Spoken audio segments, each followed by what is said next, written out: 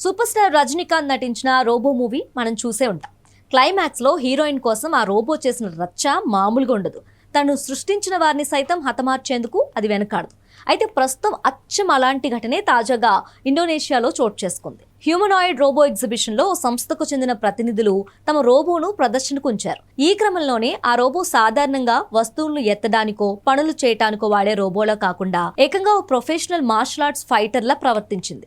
గాల్లోకి లేస్తూ కిక్స్ ఇస్తూ పంచులు విసురుతూ అక్కడున్న వారిపై దాడికి తెగబడింది.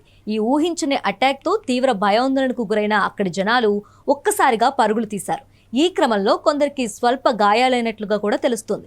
అయితే ఆ హ్యూమనాయిడ్ రోబో చేసిన ఫైట్ ప్రస్తుతం సోషల్ మీడియాను షేక్ చేస్తుంది. మనుషులను కొట్టి కాసేపు శాంతించిన ఆ రోబో లెజెండరీ ఫైటర్ బ్రూస్లీ తరహాలో ఒకే చేతిని ముందుకు చాపి మరో చేతిని వెనక్కి పెట్టి అచ్చం సినిమా స్టైల్లో ఫైటింగ్ చేసింది. ఈ వింతైన దృశ్యాలను అక్కడున్న కొందరు తమ మొబైల్స్లో రికార్డ్ చేయడంతో ప్రస్తుతం ఈ వీడియో ఇంటర్నెట్లో తెగ వైరల్ అవుతుంది.